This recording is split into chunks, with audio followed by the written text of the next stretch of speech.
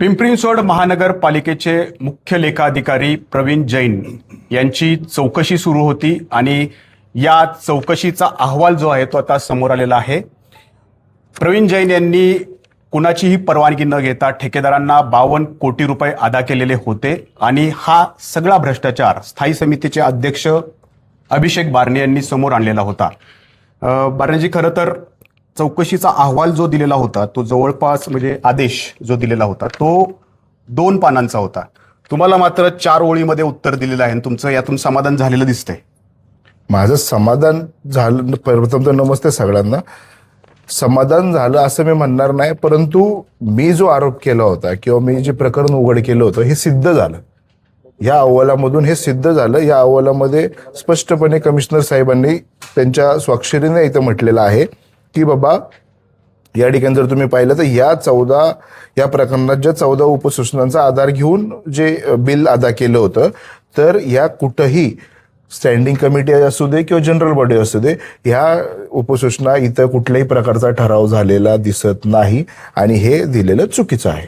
त्याच्यामुळं एक महापालिकेच्या आयुक्तांकडून हे आल्यामुळं हे आता सिद्ध झालं की बाबा मी जे प्रकरण उघड केलं ह्याची ही पहिली पायरी होती आणि पहिल्या पायरीमध्ये स्पष्ट झालं की ते दोषी आहेत. खरं तर चौकशी समितीला जो आदेश दिलेला होता त्याच्यामध्ये 7 प्रश्न दिलेले होते. त्या 7 प्रश्नांची सगळे खुलासा जो आहे तो येणं अपेक्षित होतं. प्रत्यक्षात एकाच प्रश्नाचं उत्तर या ठिकाणी दिलेलं आहे आणि चौकशी समितीकडून सांगितलं होतं की 5 ते 6 पानाचं निष्कर्ष फक्त काढलेला, 250 पानाचा सगळा अहवाल आहे. तुम्हाला फक्त एकच पान दिलेलं आहे. उर्वरित पानं जी आहेत ती का दिली गेलेली नाहीये? आयुक्तांकडून काही हे प्रकरण दडपण्याचं काम सुरू आहे? ते देखील आम्ही आज त्यांना विचारलं की बाबा ह्याच्याबद्दल, की बाबा आम्ही बरेचसे अजून प्रश्न विचारले. मागच्या 2-3 वर्षाच्या काळामध्ये ज्यावेळेस प्रशासन होतं तर त्यावेळेस देखील अशीच बिलं दिली होती का? ज्यावेळेस मी पहिला प्रश्न विचारला त्यावेळेस त्यांनी स्पष्ट केलं की बाबा हे चुकीचं झालं. मग मागील गोष्टींचं काय, चूक झाली का बरोबर झाली का असंच काहीतरी झालं होतं, तर त्याच्यासाठी त्यांनी अजून 10 दिवसाची वेळ मागून घेतलेली आहे.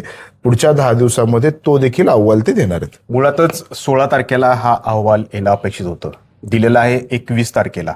आता ते सांगतायत की कामकाजाचे 7 दिवस आम्ही म्हटलेलं होतं. म्हणजे ही जे काही पळवाटा ज्या शोधल्या जात आहेत आणि आता परत म्हणतायत की 10 दिवसाचा. आता जर निष्कर्ष काढलेला 7 पानी अहवाल जर त्यांच्याकडे तयार आहे तो सुद्धा तुम्हाला देत नाही येते, म्हणजे तुमच्या आदेशाला काही जास्त किंमत देत नाही येते. आता मला तुमच्याकडून कळतंय की तो अजून 7 पानी चौकशी समितीच्या समितीनं सांगितलं की 5 ते 6 पानाचा. माझं चौकशी समितीच्या कुठल्याही प्रमुखांनी मला असं कागदपत्री सांगितलं नाही की आमच्याकडे अजून 7 पानं शिल्लक आहेत, परंतु त्यांनी हे मला एक कव्हर पेज असं, मग मला ह्याला कव्हर पेज म्हणावं लागेल. कव्हर पेजवरतीच कमिशनर साहेबांची सही आहे असं मला तुमच्या बोलण्यातून वाटतंय. म्हणून बाबा ह्याच्यातून हे स्पष्ट होतंय की बाबा ते दोषी आहेत. मी आता तुम्ही सांगितल्याप्रमाणे किंवा जो त्यांनी मला 10 दिवसाचा वेळ मागितलाय त्यात पूर्वी की बाबा जर ह्याच्याबरोबर कुठला अहवाल आहे तर तुम्हाला त्वरित तो पण द्यावा. मुळात आता याच्यामध्ये मुख्य लेखाधिकारी असा पण उल्लेख नाहीये, प्रवीण जैन यांचाही नावाचा उल्लेख नाहीये.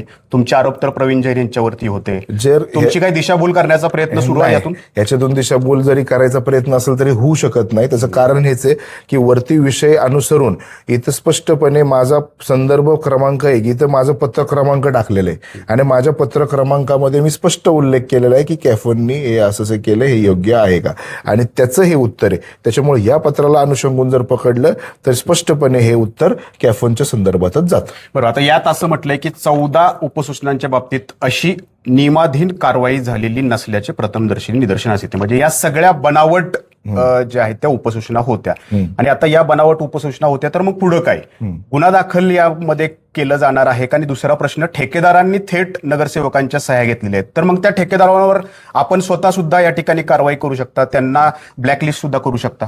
आता पहिलं तर त्यांचा 10 दिवसाचा जो अहवाल येतोय या अहवालामध्ये स्पष्टपणे आपण ती मागणी केलेली आहे की हे ठेकेदार कोण होते, या ठेकेदारांनी कशा पद्धतीने बिलं काढली, त्यांनी त्यांच्या एचओडींकडून बिलांची शहानिशा तरी केलेली आहे का नाही, की त्यांना ते बिलं देणं आपण होतो का नाही, त्यांनी जागेवर काम केलंय का नाही, हे देखील त्या गोष्टीमध्ये दिवसामध्ये येणार आहे.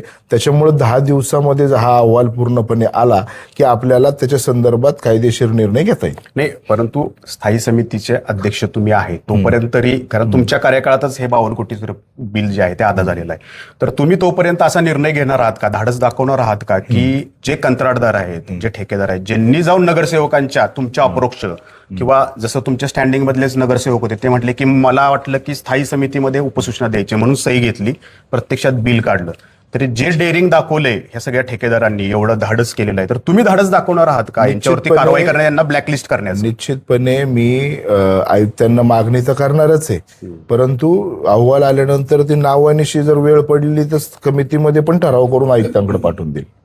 तर आता या ठिकाणी केवळ 4 ओळीचा हा अहवाल जो आहे तो या ठिकाणी आलेला आहे. प्रत्यक्षात 2 पानी चौकशी आदेश जो आहे तो या ठिकाणी देण्यात आलेला होता. आणि या 4 ओळीमध्ये काय साध्य झालंय का, तर नक्कीच या 4 ओळीतून काही साध्य होताना दिसत नाहीये.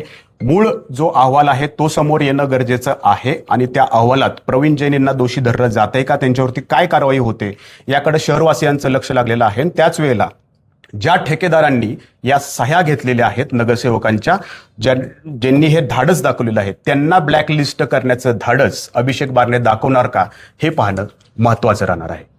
कॅमेरामन शैलेश जाधवसह नाजिमुल्ला, एबीपी माझा, पिंपरी चिंचवड. एबीपी माझा, उघडा डोळे बघा नीट.